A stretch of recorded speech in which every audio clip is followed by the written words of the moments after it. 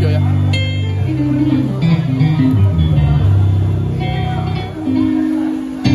Hello and welcome back to my channel. God bless you in Jesus' name. Alright, so I want to give you a quick one, a 3, 4, flat 5 and 5 progression in the key of C. So with tritons on the left, and it just goes like this.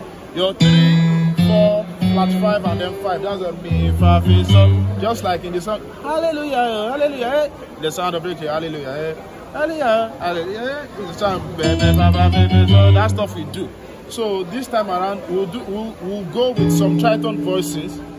Right, so we'll go with tritone voicing, just the dominant 7 chords. So E dominant 7 chord, which has E on the left, D and A flat. So you just take that, as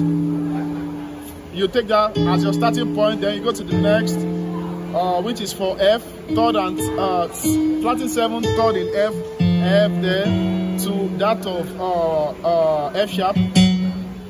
Then to that of G. So you have a so anytime you want to do a 3, 4, 5 minutes, instead of this you just do chord. You can do this. Don't forget you can always take it back, reverse psychology. If I were you, I'll just try it on different stuff.